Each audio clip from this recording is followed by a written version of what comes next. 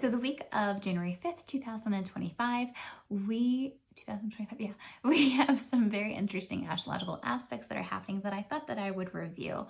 I'm going to try to make this as quick as possible, but I've written everything down so that I could make sure that I cover everything and not forget anything.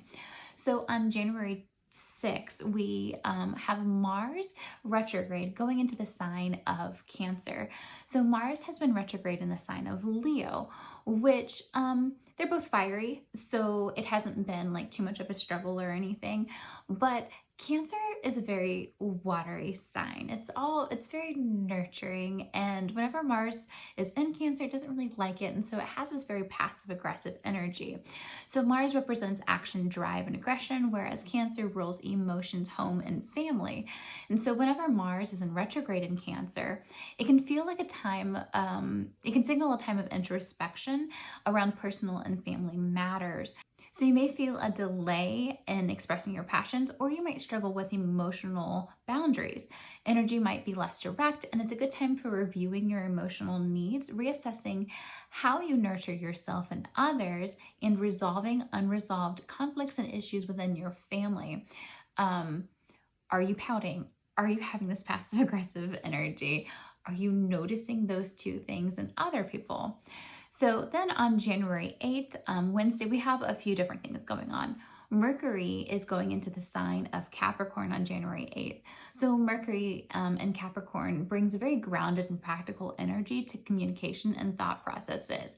Capricorn is very disciplined, very structured, and they're very methodical in how they approach mental task, organization, and decision making, which is great because that is right up Mercury's alley. So during this transit, people feel more focused on long-term goals, career plans, and practical matters, which is very interesting how this is happening right in the beginning of the year, whenever we are starting our New Year's resolutions and our one-year plans. So this is a time to use logic and strategy in communication, making it a great time for planning and setting realistic goals. Now, also on January 8th, we have Mercury squaring the North Node. A square is a tense aspect that can create friction between two different planets. So when Mercury squares the North Node, it can bring a sense of confusion or miscommunication about your soul's path or your future direction.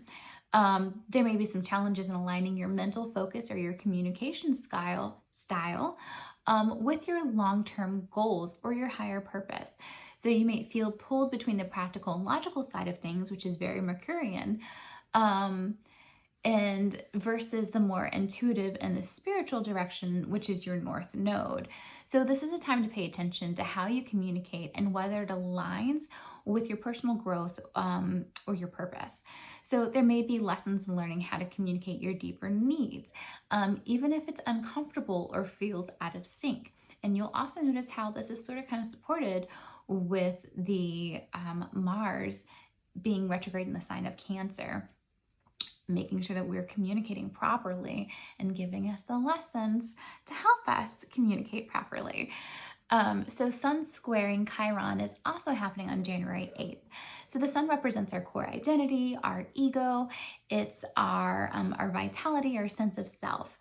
And while Chiron is the wounded healer, so this points to areas where we may have deep-seated wounds, our childhood wounds, but can have the potential of being healed.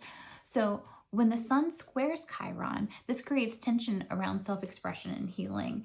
You may experience inner conflict regarding how you express yourself authentically, or you may feel vulnerable in showing your true identity. Again, that whole feeling vulnerable within expressing your authentic self. So you could be facing old emotional wounds, and this might lead to a breakthrough if you're willing to confront them. This is a time to acknowledge the places where you feel vulnerable or wounded and find ways to embrace healing. Then on January 11th, we have the North Node that's retrograde going into the sign of Pisces. So again, our North Node represents our soul's path and our future direction. And whenever it moves into the sign of Pisces, the focus shifts to spiritual growth, intuition, and creativity. When the North Node goes retrograde, it just means that it appears to be going backwards. So this could be a time to revisit your connection with your spiritual side, your artistic pursuits, and your emotional healing. So this is a time for reflecting on compassion and letting go of rigid plans to allow the universe to guide you in more subtle and intuitive ways. Um, so, in summary, these astrological events encourage you to think about how you communicate through your truth and align with your higher purpose, and confront any emotional wounds that are holding you back from being and from fully embracing your authentic self.